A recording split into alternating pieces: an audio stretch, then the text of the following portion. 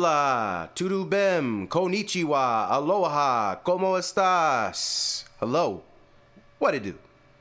Welcome to the J-Boy Sports Podcast, and we are going to continue with this Mike Malone coverage. In this episode, we are going to go over the Paul Pierce section of his thoughts on what happened with Michael Malone. And I have a tendency to understand where Paul Pierce is coming from. Paul Pierce and Kevin Garnett have a show that they've done together, but Paul Pierce is also on this show on Fox Network, Fox Sports, with Joy Taylor and some other people sometimes. And I think in this case, Rick Bucher is there. Rick the Bucher, my guy, Rick Bucher.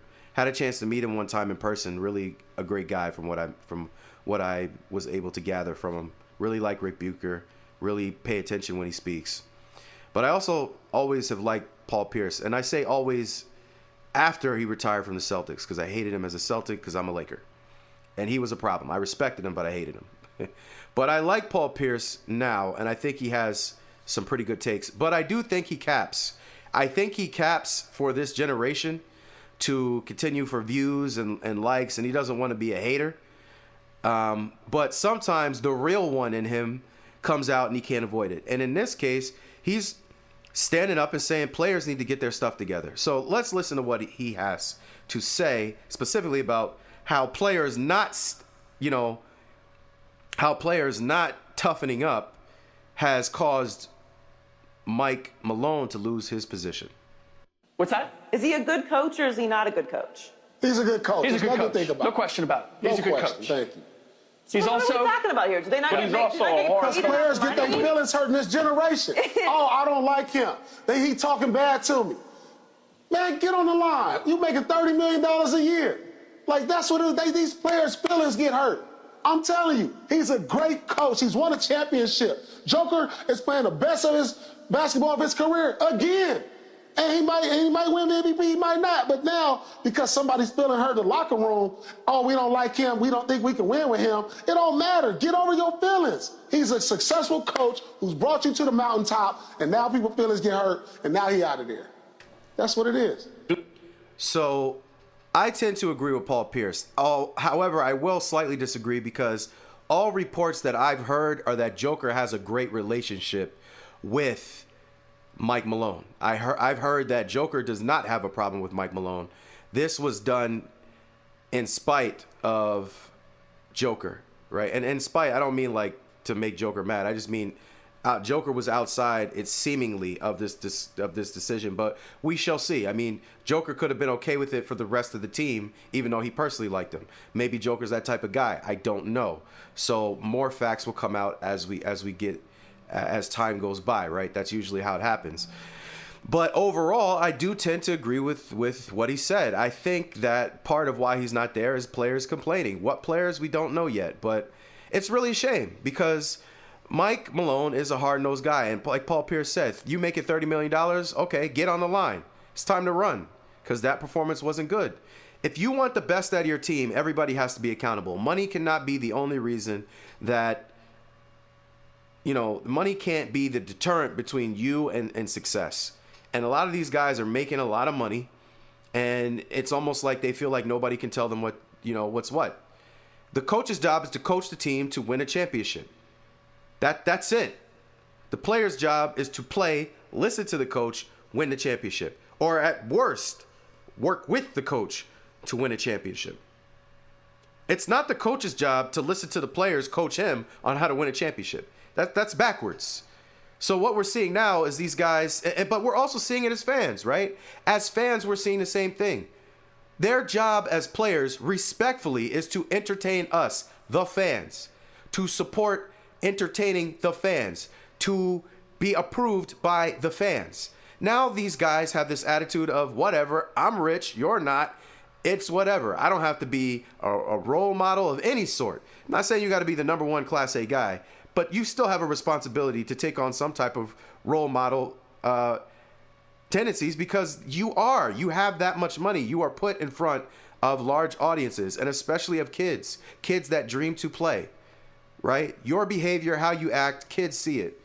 So when you do something crazy and like your Ja Morant, you keep doing the gun stuff. I know he's catching a stray here. Sorry, Ja, but it is what it is. There's a kid watching that. And even if you don't care and you're tired of people talking about it, you still have a responsibility, whether you like it or not, to those kids walking around that want to play with fake guns and shoot off and do whatever they want to do. You're still low-key, indirectly responsible for some of that. And if you can live with that on your conscience, I guess you can live with that on your conscience. And unfortunately, a lot of these NBA players are living with stuff on their conscience where they just don't care about anybody else. They don't care about the city. They don't care about people's roles and people's jobs and responsibilities. They just care about themselves. And it's not every player, but it's more than it should be. And I think that also adds to and leads to what Paul Pierce is talking about here. You know, everybody's roles are all out of whack. The game, everything is out of whack. And you know, there's some good basketball being played, especially as we get closer to the playoffs. There are some teams that are playing at a high level, so you love to see that. But there are some things that need fixing, and it's a trickle down. Why does the All-Star game suck? Part of the reason the All-Star game sucks is the same reason that coaches are getting fired a week before the playoffs start. Me. Only me. Only what I want. Forget the fans. Forget other people that help the team be successful. Forget the coach. Forget the GM. Forget the owners. And the owners are just babying them into this stuff. The owner, the GM, and the coach need to be on the same page. And the GM needs to be, the owner needs to feel comfortable enough saying the GM can run most of the day-to-day, and he and the coach can work together to run the team. But the GM should be comfortable letting the coach primarily run the team, especially as far as front-facing. Everything's out of whack, and it's messing up the product. And it's getting people like Mike Malone fired.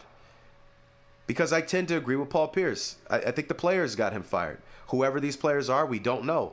I can't even speculate because I just have no idea. But from what I've heard, it is not Joker. From initial findings, from what I've seen on the internet and from the people that do reporting on these things. So just wanted to throw this into the ring there of evidence, and we will add this together. It looks like I'm just going to make a little section here maybe that says the Mike Malone incident, because there's a lot of information coming from various different angles, and I think all of it needs to be assessed to properly understand and digest the situation. But as far as this, we're going to leave it here. You heard what the brother Paul Pierce had to say. I tend to agree with him overall. And please like, share, and subscribe. Doing a lot of great things over here. We're trying to bring attention to some things in a different way than what maybe some other people might, while still keeping up with the day-to-day of the NBA. So I appreciate you all very much for listening. Please like, share, and subscribe. Share it with friends. Also, don't turn off the video as soon as I stop talking, because we have some other suggested videos for you that I know that you will enjoy. So thank you very much for your time. Much love. I can tell that somehow you never get over leaving me. And when you feel like